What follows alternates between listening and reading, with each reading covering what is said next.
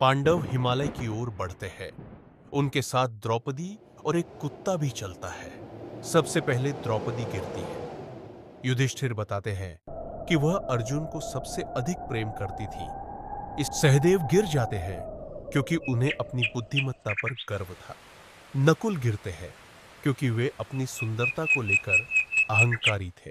अर्जुन गिरते हैं क्योंकि उन्होंने अपनी वीरता और धनुर्विद्या पर घमंड किया था। भीम गिरते हैं क्योंकि वे अपने बल और भोजन के प्रति आसक्त थे। युधिष्ठिर अकेले आगे बढ़ते हैं। कुत्ता उनके साथ चलता है। इंद्र स्वर्ग का रथ लेकर आते हैं, लेकिन कुत्ते को अंदर आने से मना कर दिया। युधिष्ठिर को स्वर्ग में ले जाया गया। वहां उन्होंने देवताओं और दिव्य आत्माओं को देखा, लेकिन उन्हें अपने भाई और द्रौपदी कहीं नहीं दिखे। युधिष्ठिर ने पूछा, मेरे भाई और द्रौपदी कहां हैं?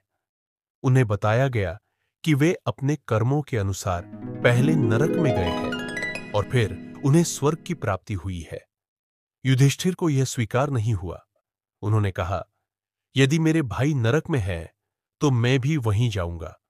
मैं अकेले स्वर्ग में नहीं रह सकता।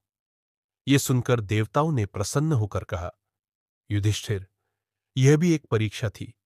वास्तव में तुम्हारे भाई स्वर्ग में ही हैं। तुम्हारी निष्ठा, सत्य और धर्म के कारण तुम सबसे श्रेष्ठ मानव हो। इसके बाद युधिष्ठिर को उनके भाइयों और द्रौपदी के साथ दिव्य रूप प्रदान किया गया। वे सभी देवराज इंद्र के साथ स्वर्ग में निवास करने लगे। इस प्रकार पांडवों की यह महायात्रा पूर्ण हुई। उन्होंने जीवन भर धर्म का पालन किया और अंततः सत्य और निष्ठा के बल पर स्वर्ग की प्राप्ति की।